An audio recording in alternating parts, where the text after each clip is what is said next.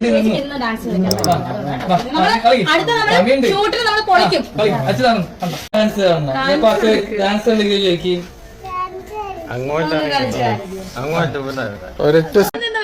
മോളെ പെരേര ചേട്ടന്റെ ഡാൻസ് കണ്ടിട്ടുണ്ടോ? അച്ചു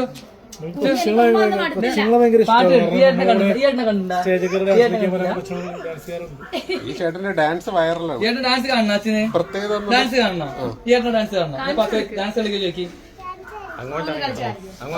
ഒരൊറ്റ സ്റ്റെപ്പാണ്, എല്ലാരും വേറെ ഒന്നും പ്രതീക്ഷിക്കുന്നത്. നോക്കണ്ട അച്ഛൻ കളിക്കുന്നുണ്ട് അച്ഛൻ കളിക്കാറുണ്ടപ്പോ ആ മാസ്റ്റർ പീസ്, മാസ്റ്റർ സ്റ്റെപ്പ്.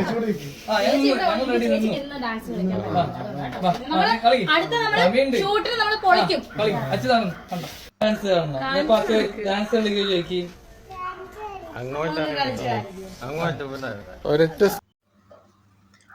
ഇപ്പോൾ നമ്മൾ കണ്ടത് കഴിഞ്ഞ ബിഗ് ബോസ് സീസണിൽ പോയി വിധവാ കാർഡ് ഇറക്കി കുറെ സിമ്പതി നേടാൻ വേണ്ടി നോക്കിയ രേഷ്മ തങ്കച്ചന്റെ ഭർത്താവിന്റെ ഓർമ്മ ദിവസമാണ്.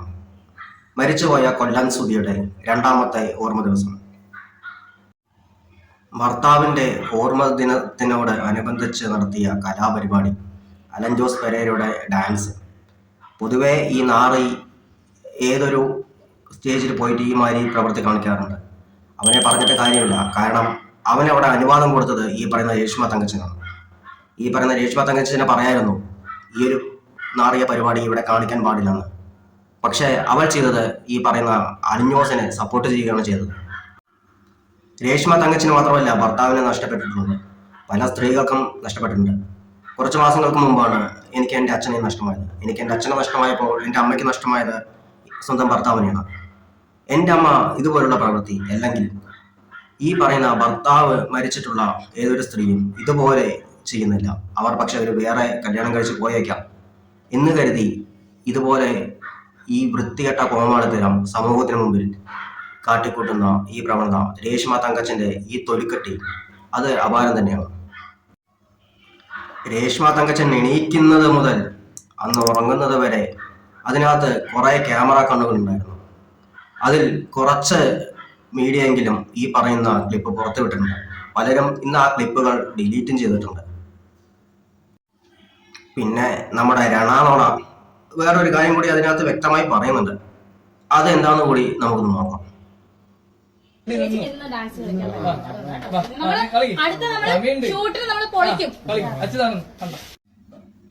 തനിക്ക് ഡാൻസ് കളിക്കാൻ പറ്റാത്തതിന്റെ ബുദ്ധിമുട്ടാണ്, അല്ലാതെ വേറെ കുഴപ്പമൊന്നുമില്ല. കാലത്ത് കല്ലറയിൽ പോകുമ്പോൾ ഒരു വേഷം, തിരിച്ച് വന്നിട്ടുള്ള അഭിനയം, അല്ലെങ്കിൽ വിഷമമായിരിക്കാം. അത് ക്യാമറ കാണുമ്പോൾ മാത്രം പോരാ, അല്ലാതെയും വേണം. രേഷ്മ തങ്കച്ചന്റെ പല റീൽസിന്റെ ഷൂട്ട് നമ്മൾ കണ്ടായിരുന്നു. അപ്പൊ അതിനകത്ത് രേഷ്മ തങ്കച്ചൻ ക്യാരക്ടറാവുന്നും ക്യാരക്ടറിൽ നിന്ന് മാറി രേഷ്മ തങ്കച്ചനിലോട്ടുള്ള മാറ്റം, ഇതുപോലെ തന്നെയാണ് ഇതിലും നമുക്ക് വ്യക്തമാവുന്നത്. ഈ പറയുന്ന കൊല്ലം സുധിയുടെ വൈഫ് എന്നുള്ള ഓർമ്മ മറന്ന് രേഷ്മ തങ്കച്ചനായി ജീവിച്ചു. അതുകൊണ്ടാണ് ഭർത്താവിൻ്റെ ഓർമ്മ ദിവസമായ അന്ന് ഈ പറയുന്ന ഡാൻസ് അവനെ കൊണ്ട് ചെയ്യിപ്പിച്ചത്, അല്ലെങ്കിൽ അവരെ പറഞ്ഞപ്പോൾ അതിന് കൂട്ടുനിന്നത്. എന്തായാലും അടുത്ത കൊല്ലം ഓർമ്മ ദിനത്തിന് കുറച്ചുകൂടി പരിപാടി നമുക്ക് കളറാക്കാൻ വേണ്ടി നോക്കാം. പറ്റുന്നിടത്തോളം രേണു സുധിയുടെ ഈ പാട്ടും ഡാൻസ് നമുക്ക് ഉൾപ്പെടുത്താൻ വേണ്ടിയിട്ടുള്ള ശ്രമത്തിലാണ്.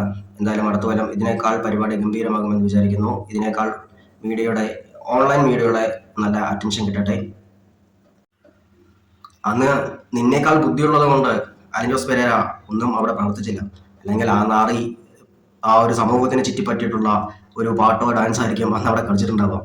പൊതുവെ അന്ന് അവൻ കളിക്കേണ്ടത് കൊല്ലം സുധിയുടെ രണ്ടാം ജന്മദിനമാണ്, രേണു സുധി എന്നെ വിളിച്ചല്ലോ, പ്രതീക്ഷേട്ടൻ്റെ കുട്ടിക്ക് ഡാൻസ് കളിക്കാൻ പറഞ്ഞു എന്ന് പറഞ്ഞ് വയറും കുലിക്കാണ്ട് തുള്ളാനും തുള്ളിക്കഴിഞ്ഞെന്ന് പറഞ്ഞാൽ അന്നത്തോടെ നിന്റെ അധപതനം തുടങ്ങിയിട്ടുണ്ടോ. അന്ന് മുതലാണ് രേഷ്മ തങ്കച്ചനെ ഒരുപക്ഷെ ഈ പറയുന്ന നമ്മളെല്ലാവരും ശ്രദ്ധിച്ചു തുടങ്ങിയത്. എന്തായാലും കുറച്ച് ബോധം വേണമായിരുന്നു. ഇതിപ്പോൾ ഒരാളെ അധിക്ഷേപിക്കാൻ വേണ്ടി പറഞ്ഞിട്ടുള്ള കാര്യമില്ല. പിന്നെ ഈ പറയുന്ന മീഡിയയ്ക്ക് മുമ്പിൽ ഇവർ തന്നെയാണ് വന്ന് ജീവിച്ച് കാണിക്കുന്നത്, അല്ലെങ്കിൽ അഭിനയിച്ച് ജീവിക്കുന്നത്. ഇത് നിർത്തിക്കഴിഞ്ഞെന്ന് പറഞ്ഞാൽ ഇവരെ ആക്രമിക്കുന്നതും എല്ലാവരും നിർത്തും. അല്ലാത്ത പക്ഷം ഇവർക്കിട്ട് തെറി തന്നെ കേട്ടുകൊണ്ടിരിക്കും. കാരണം ഇവർക്ക് കിട്ടിയ ഈ വീടായിക്കോട്ടെ മറ്റെന്തുമായിക്കോട്ടെ, അത് ഈ പറയുന്ന രേണുവിനെ കണ്ടിട്ട് ആരും കൊടുത്തതല്ല. കൊല്ലം സുധിയുടെ മക്കളെ കണ്ടിട്ട് കൊടുത്തതാണ്. അല്ലെങ്കിൽ കൊല്ലം സുധിയോടുള്ള ആ ഒരു താല്പര്യം, ആ ഒരു വ്യക്തി എന്തോ ആയിക്കോട്ടെ, പക്ഷെ പലർക്കും പലതുമായിരുന്നു, അല്ലെങ്കിൽ പലരെയും ചിരിപ്പിച്ചിരുന്ന ഒരു വ്യക്തിയാണ്, അത് കാരണം കൊടുത്താണ്. പക്ഷേ നീ ചെയ്തത് സ്വന്തം ഭർത്താവിൻ്റെ മരണം വിറ്റ് ആഘോഷിക്കാൻ വേണ്ടി തുടങ്ങി, അല്ലെങ്കിൽ അത് വിറ്റ് ജീവിച്ചു. പലരുടെയും മുമ്പിൽ നീ സഹതാപത്തിന് വേണ്ടിയിട്ട് പലതും നീ കാട്ടിക്കൂട്ടി. പിന്നീട് കുറച്ച് വേറെന്തൊക്കെയോ നിനക്ക് കിട്ടിയപ്പോൾ അഹങ്കാരം നിനക്ക് കൂടി. ഇതാണ് ഇപ്പോൾ സംഭവിച്ചത്.